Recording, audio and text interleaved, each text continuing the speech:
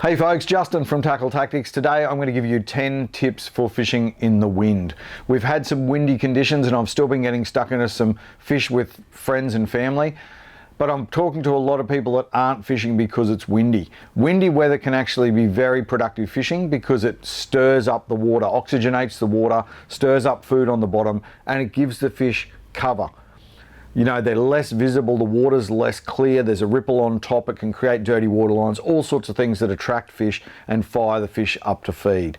So I'm going to give you one tip now, and then we're going to get out on the water and try and catch a few fish in the wind while I'll give you those other 9 tips. So my first tip is grab a lure that you're confident to fish.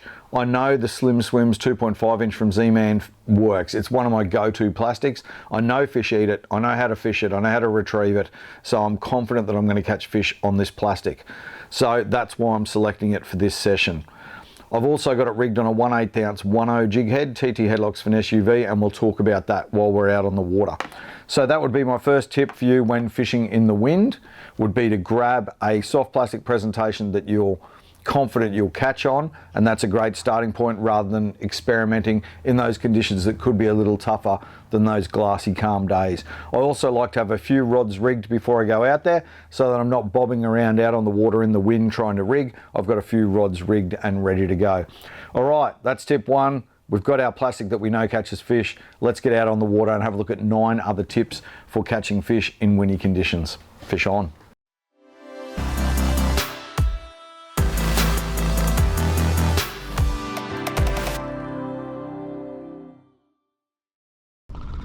Alright folks, we've got our confidence plastic, the ZMan 2.5 inch slim swims. We know that they're going to eat that no matter how hard the wind blows today.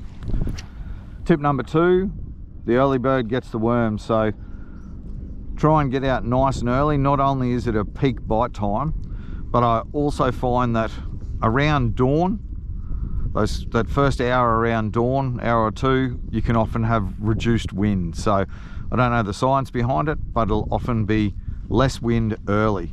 So no matter what the forecast is, you can sometimes sneak in an hour or two before that wind really starts to blow. Important though to pay attention to what's happening on your weather forecast apps, wind apps and weather apps and things, and also just consider safety first. You don't want to be going out there if it's horrendous conditions. But for me, I aim to get out early. I'm not as early as I'd like to be this morning. That wind's already kicking behind me. But that would be my second tip to you. Get out early, make the most of that low wind first. Oh yep, there's a fish first up in the morning. Just threw that one up over the top of the weed and was winding it back. It's not big by the feel of it. Might just be a little tacker. Brimbo. Handful of brim to kick things off on that slim swims.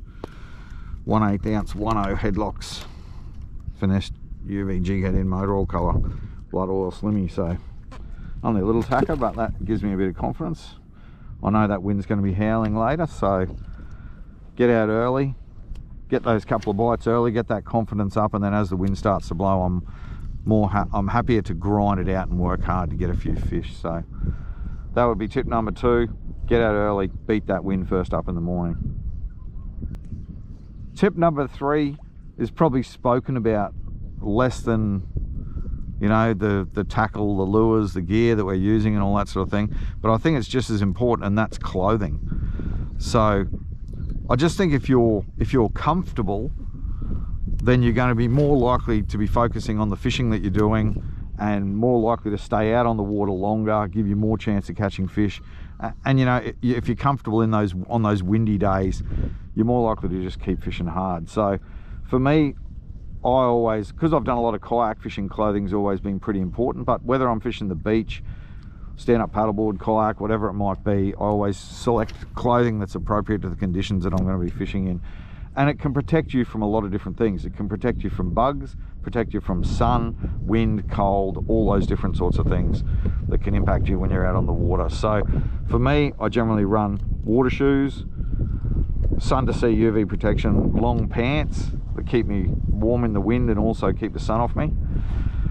I run a Tackle Tactics tournament shirt, sun mask, cap, quality sunnies, fishing gloves, and I'm pretty well covered head to toe so that I'm protected from the sun but also other bugs, wind, that sort of thing as well. So depending on where you are in the country, temperature and wind become even more important. So if you're down south where it gets quite cold, you may want to look at some layering, different layers of clothing so that you can regulate your body temperature, and also an outer layer that's waterproof. I've got a waterproof jacket in here because it's going to rain later. When that wind kicks up more, it's going to push some rain through for sure. So I've got rain jacket in there. I've got a pair of waterproof pants I haven't got with me today, but in cooler conditions through winter, when it's windy and rainy, I'll wear those waterproof pants. It's all about ensuring that you are safe, comfortable, and you can focus on the fishing and spend more time on the water. So have a think about clothing when you're planning your next adventure, and if you are comfortable, you will definitely catch more fish, I reckon. All right, before this wind kicks up, let's talk about another tip. Tip number 4, which is wind direction. So it's really important to understand what direction the wind is blowing in. So you can use your weather apps and your wind apps and those sorts of things to track. Oh, what do we got here? It might be a few pikeys on this flat this morning. Oh no, micro brim. So wind direction, we can work out the wind direction by using those apps and things. Also get out there and have a look outside and see what the wind's doing. So wind direction creates opportunities to fish different environments. So we might have banks where the wind is blowing away from us. So the wind is blowing offshore. So the great thing about that is whether you're on a beach, a rocky headland, you're in the boat, whatever it might be, you can find protection on those banks that are protected from the wind. So they can be safer to fish, they can be more comfortable to fish, and also you can use that wind to throw a big long cast as well with the wind. So banks where wind is blowing away from, where you're protected, are often popular spots during windy times. So, you know, you can get up in the canals, the creeks, there's lots of places where you can find those protected banks. Our other option is to do the opposite and find the banks that the wind is blowing onto. And this has some advantages as well. So if the wind is blowing onto a bank, it creates some conditions that attract fish. So it will oxygenate the water. It stirs up the water, oxygenates the water, which makes the fish want to come in there and feed and that sort of thing. It also stirs up a stack of food. So it oxygenates the water, it stirs up food, and it also creates dirty water lines, which give the fish added protection. So it's already good we've got this ripple on the water from the wind, but that dirty water line as well gives them an area to ambush prey and to be, you know, to creep right in close to shore without being easily seen by other predators. So wind-blown banks can be very productive, and you can find them virtually anywhere. So it could be a headland, it could be a beach, it could be, you know, in the boat somewhere where you're going in. Whoa, shark jumping out there. So there's lots of options for wind-blown banks. The key thing always to remember is safety first. So look at your weather forecast, look at which way the direction of the wind is blowing. You can start in some protected areas if you want to, and then experiment in some more wind-blown banks and things. You know, the guys love it up north for chasing barra. Those wind-blown oxygenated banks produce barra quite often in the impoundments. When the winds hit the shores and stir everything up, the snapper guys love it as well. But it'll attract a lot of species, be it grunter and brim on a flat, you know, right through to those bigger offshore species and that sort of thing. When that wind blows, it can often push bait in as well, and that's when you'll find a lot of the time the tailor and queenfish and all those sorts of things will push in on the beaches. So remember, you've got that option of either fishing the wind-blown banks. Oh, what are you, bottom pikey? You've got those options of fishing the protected banks or fishing those wind-blown banks.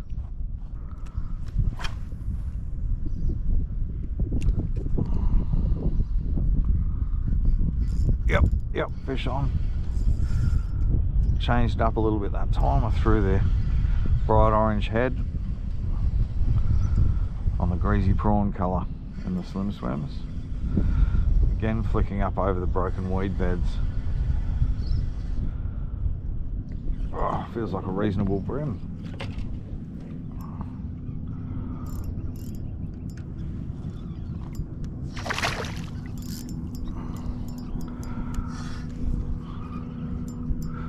Right up in that bit of flow there. He's not a bad fish, that's for sure. So there you go, we've got our confidence lure. We're out nice and early and we're scoring ourselves a Brembo. So better than sitting at home on the couch, we're out here in the breeze and we're catching ourselves some fish. I seem to like this colour combo. Stands out on the flat so I can see it easily as it's being twitched and wound across the flat. So they're up here hunting actively and they see that colour combo and they just rip over and grab it.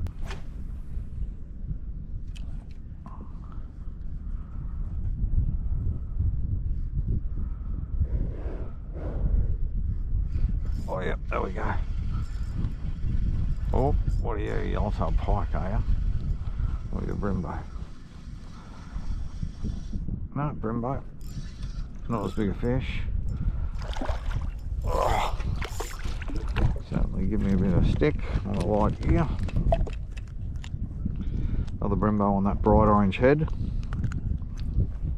On the little fella, bright orange head, greasy prawn coloured SwimZ.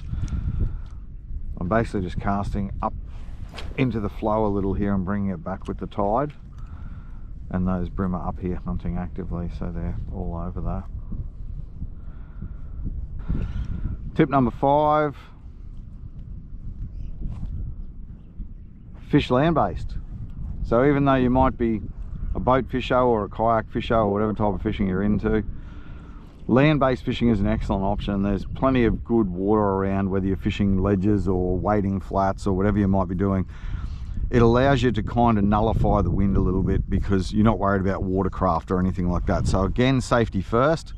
But land-based options, you know, you might choose to fish a sheltered bank, you might fish a bank with the wind blowing from behind you, which allows you to throw nice big long casts with the wind, or you might choose a bank that's wind blowing, and that way it's stirring up the edge and attracting fish into the food and the dirty water line and the oxygenated water. So it's a matter of just messing around. You know, you might fish a sheltered bank for a while, then you might go fish a more exposed bank and just mix it up and see if you can find a few fish. But land-based fishing takes out the on-water element of watercraft and worrying about that sort of thing, and launching and retrieving and all that sort of thing if the weather is really bad. But you can still catch some awesome fish offshore, whether it be, you know, fishing man-made structure like rock walls and pontoons and those sorts of things, or whether you're, you know, fishing the beach or fishing a headland or whatever it might be. But the key thing is, when fishing land-based, as always, safety first is the main thing. We had some family over for Easter time with 3 young boys, and it blew an absolute gale. So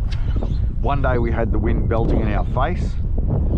We still went down on the bank with our bucket of yabbies and caught a bunch of brim and whiting and flathead and flounder and all sorts of things, and also some fish on soft plastics, flatties. And then the next day or day after, we had wind blowing from behind us, which made it a lot more comfortable to fish. And again, we caught some nice brim and whiting on yabbies, also got flatties on plastics again. So yeah, even though the conditions weren't great, we still had an awesome time. The kids caught some cool fish, and yep, there's a fish. Got some nice photos. Oh, lost him. Got some nice photos, and yeah, created some cool memories. So great fun. Oh, invasion of the pikeys today. We need the tide to drop out a little bit more and get rid of a few of these guys, or they're going to chew through a few plackies. He scoffed that one. Have a look at that thing. That SwimZ is down in there. I'll get that out and we'll get rid of this guy. Always remember to check your leader after a toothy critter like that, a flatty or a yellowtail pike, tailor, those sorts of things. So he had chewed up my leader, so I'm just going to retie that. I'm just using a locked blood knot to tie that plastic on. Lubricate that knot.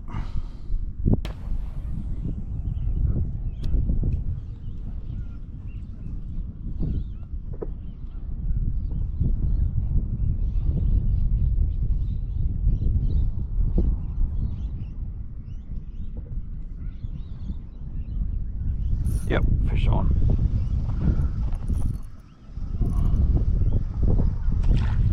Oh man, so many pike. You're going in for a fish taco, buddy. A fish taco right there. Straight in the box, one fish taco. Beautiful. All right, tip number 6 is using the wind to control your drift or your positioning. So you've got to consider which way the wind's blowing and also which way the wind's blowing in relation to the tide. So in this case today, I've got wind over tide on a bit of an angle. So if your wind is blowing with your tide, it can be nice and flat and smooth, but you can also drift at a rapid rate of knots. So you can drift too fast. So by using the wind over the top of the tide, you can actually slow your drift, work an area more effectively, fish a lot easier. But you need to consider the safety element again. So wind over the top of the tide can create rough conditions. So you just want to make sure that the conditions are still safe to fish, but you can use the wind to slow up your drift. So the wind and tide are working against each other and it can slow down your drift and allow you to cover an area more effectively. You may not have a choice. If you've got wind over tide, then you might be blasting along at 1,000,000 miles an hour, and then you need to consider some other options, which can include anchoring, which is tip number 7. Don't forget, you can anchor. You can anchor or you can use spot lock. Spot lock, you might, on your electric motors and things, you might really suck the juice in windy conditions, but don't be afraid to anchor. Like a lot of the barra guys will anchor in the dams and fish a point, or you know, in conditions like this here, I've now anchored my kayak so that I can more effectively fish this area. And basically I'll just anchor. I'm using the wind still to control my positioning, so not my drift but my angle. So the wind is blowing across me here, the wind blowing from behind me, I can anchor my kayak and I can fish up onto this bank. When I'm anchoring, I need to consider the wind direction, also the tidal flow, so that I can hang and place myself where I want to fish. So I'm actually fishing up into all of these pockets in the weed here, where hopefully I can find a fish or two in these ugly conditions. We've got a horrible low, almost a metre of low, so too much water up on the flats. That's why we're getting so many yellowtail pike holding up on this flat instead of the brim and flatties. So I've just got to pick through them a bit. Yeah, so number 6, don't forget your tide and wind direction for controlling your drift and controlling your positioning and those sorts of things. And then number 7, don't forget anchoring or spot locking or whatever, or holding position so that you can thoroughly work an area more effectively.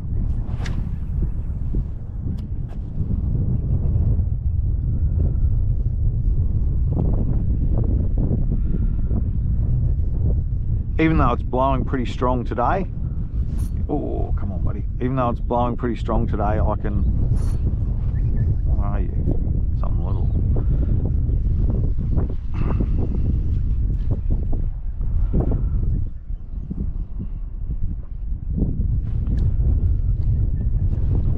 Even though it's blowing pretty strong today, I'm able to use my wind over tide drift for this couple of hours of the run out.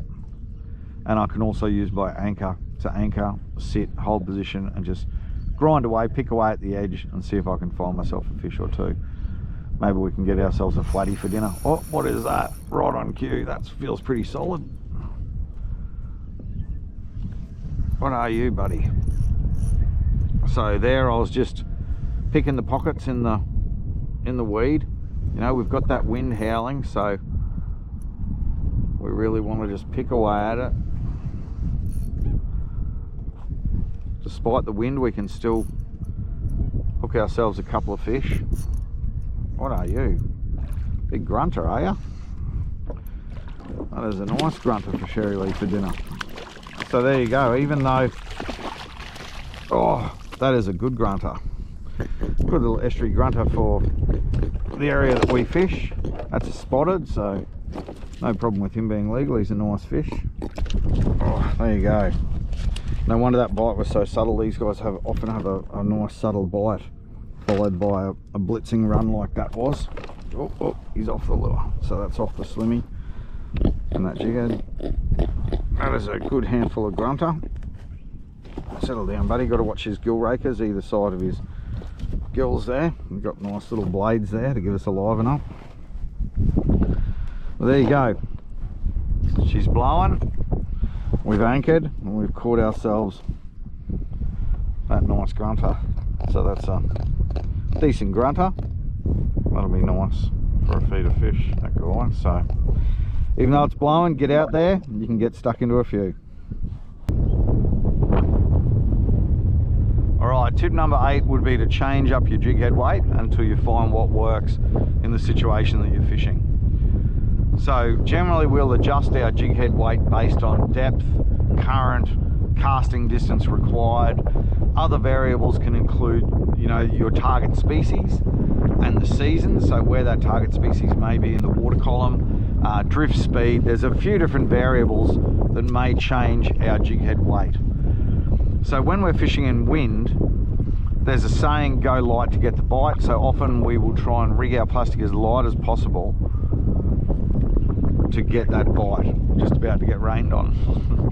But we also need to, like, sometimes take that go light to get the bite and change it to go right to get the bite. You need to change it to the right jig head weight. So it's not always best to lighten your jig head weight. If you need to punch a cast into the wind, it may be more important that you need to get the distance that you need to get to where the fish are, or you need to get down in the flow to get where the fish are. So you may need to up your jig head weight from what you regularly fish so that you can manage the drift, manage the wind, and get to those fish that you want to catch. So you may need to up your jig head weight if you're punching into the wind. So you might choose an oxygenated bank to fish, wind blown bank, and normally you fish a 1/8 ounce jig head. You may need to up it to a 1/4 so that you can get out to that dirty water line, you can get to the fish, where the fish are, and you can better control that presentation when you've got more weight. Whereas here today where I am, I've got the wind behind me. So you might have the wind blowing behind you off the bank, or you may be able to position yourself so that you've got the wind behind you like I have here. And that actually allows me to fish a lighter jig head if I want to. Like I've got a 1/8 ounce head on here, and I can still get a really nice long cast with that 1/8 ounce head because I've got the wind behind me. So I've gone light to get the bite because it also works for where I'm fishing.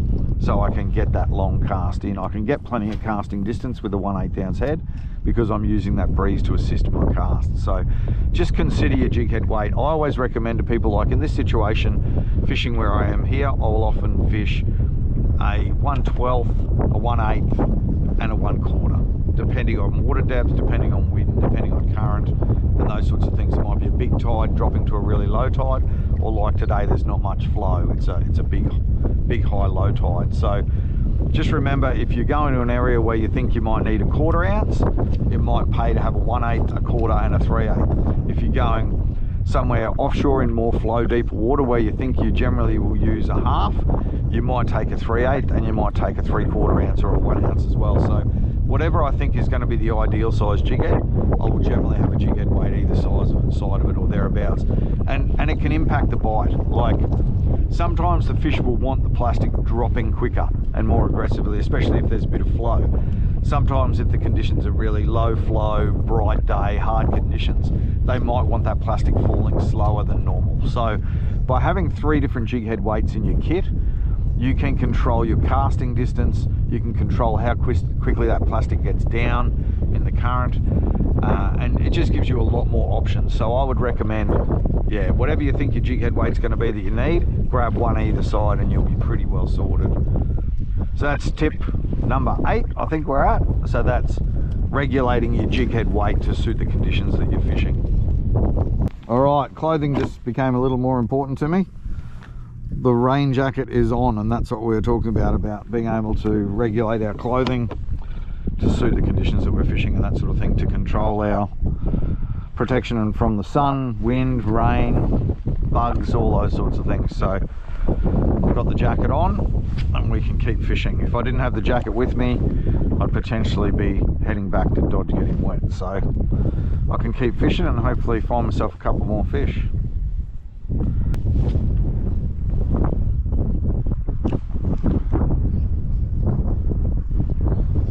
Yep, fish on. What are you? Oh, come on, buddy. Right on the edge of that weed. So again, I'm actually using the wind to my benefit there to throw a long cast across to the edge of that weed with that light 1/8 head. So once that head does land, it presents very naturally to the fish. A nice slow fall with that ZMan 2.5 inch slim swims. Alright, what have we got here?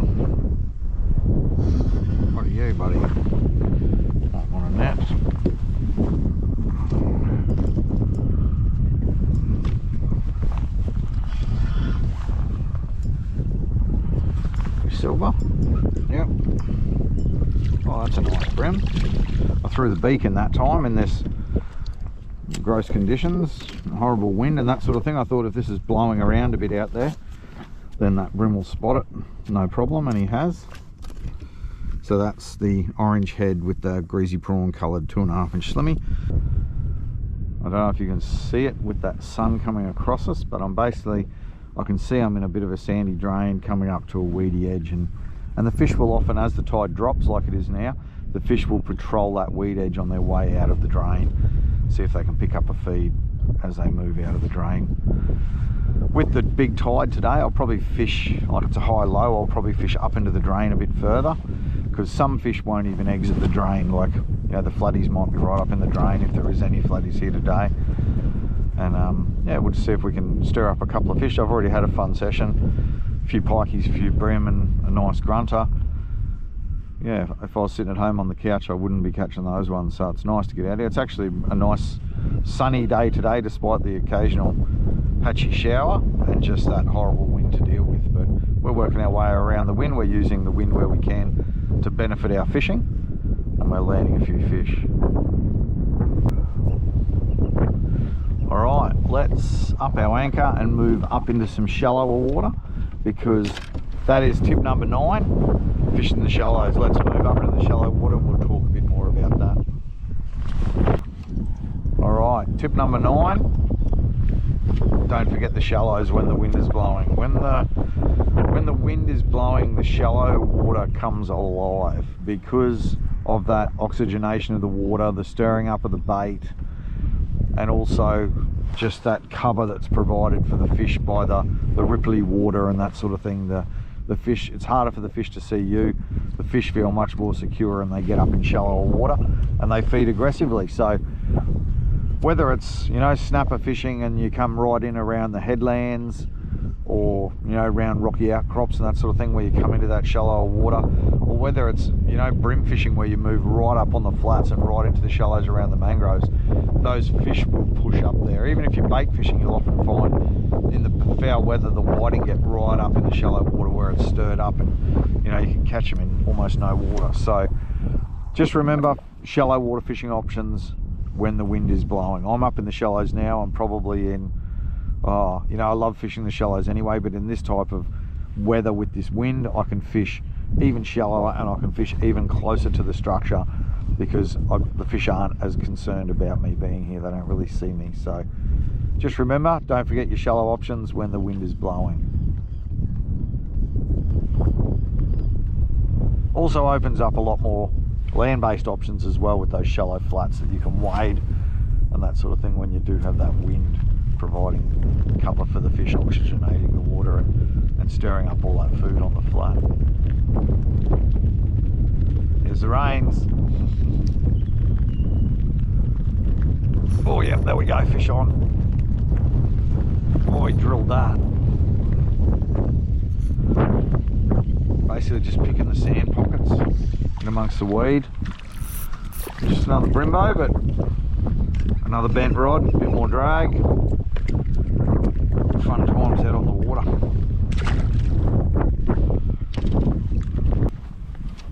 Even though the wind's blowing, I don't forget the basics, which is what I'm looking for while I'm fishing here, which is structure. So I'm hitting some weed edges and patches, sandy patches in the weed.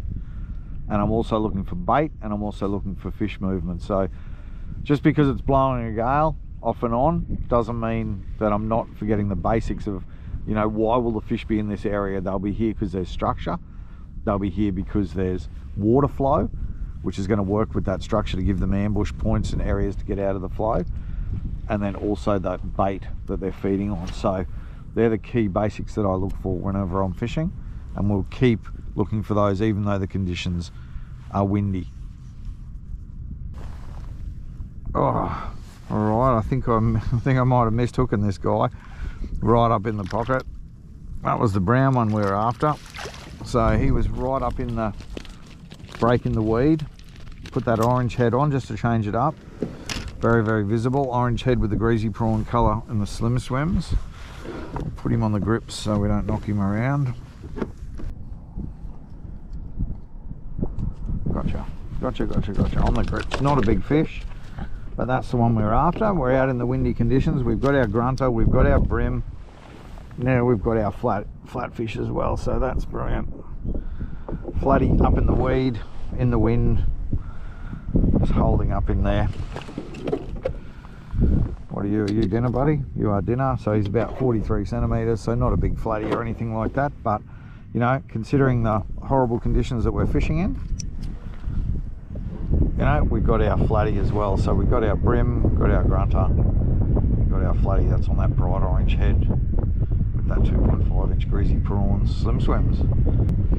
So there you go, horrible conditions. We got out, we caught a bunch of brim, we caught a nice grunter for dinner, and also a nice flatty that we can have for a feed as well. So, you know, we could have been at home sitting there whinging about the weather. Instead, we ducked out, we've used our anchor, we've used the wind to help us, and we've got ourselves a couple of fish for a feed as well. Fish on. I've covered this area pretty well, so what I'm going to do this time, instead of upping and moving completely, I'm just going to let out some more anchor rope, and that's going to allow me to push back further into this area here where I've got that flatty and a nice brim in there as well. I can see a lot of bait working in there, so by letting out a bit more rope, I'll drift further back using that wind to push me in there, and we'll see if we can find a few more.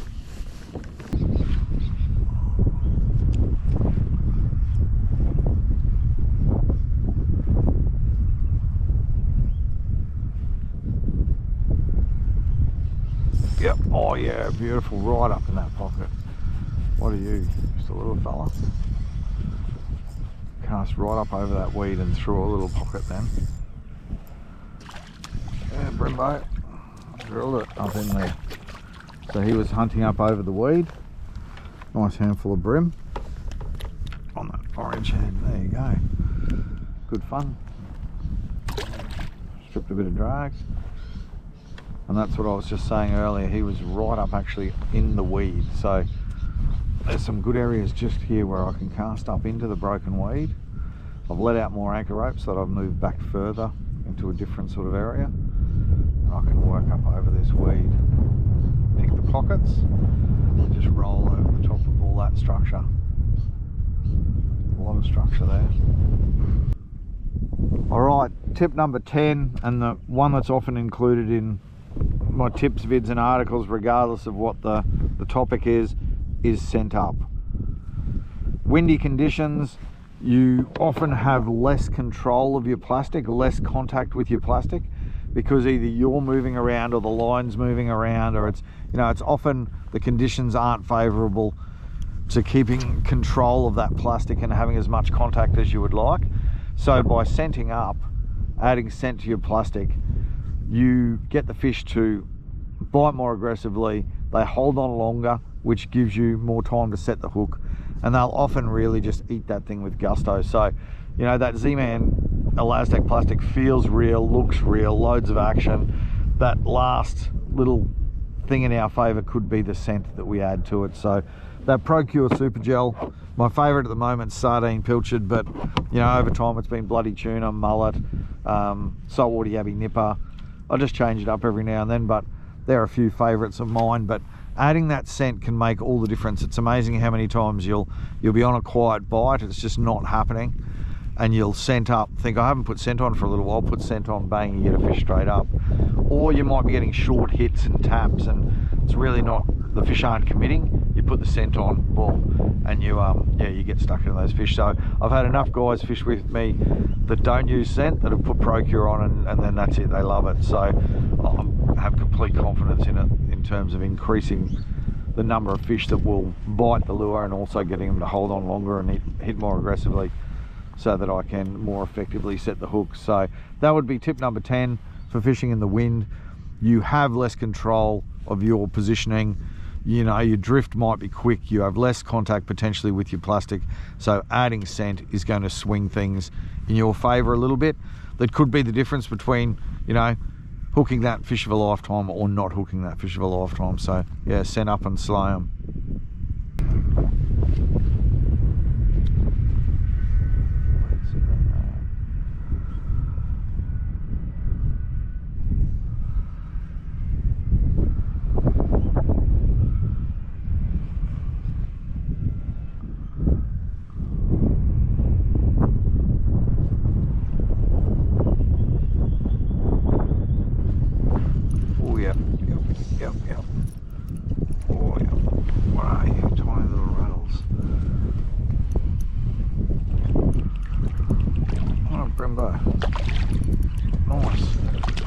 You might have seen how short that cast was. I'm really just sitting right on the weed edge here, but because of the wind, these guys don't mind me being here. They don't know I'm here. I'm using the wind to flick that light head up in there and get a real nice slow sink. Don't know if you can see that there. Weed edge. So that's what I'm fishing. Whenever you see it change from sand to weed, it's definitely worth a flick, because fish will hunt along that weed edge. So we'll get this guy off and get him back in the drink. Right up into a sand patch there. Critters up in there. Yep, there's one.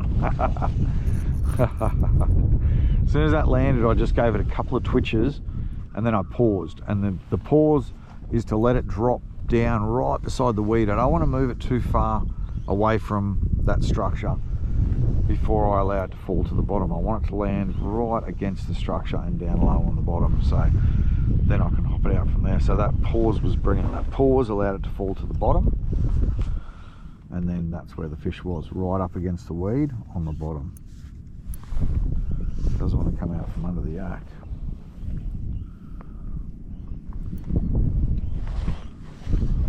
Silver or brown? I feel silver. Yep, you are silver.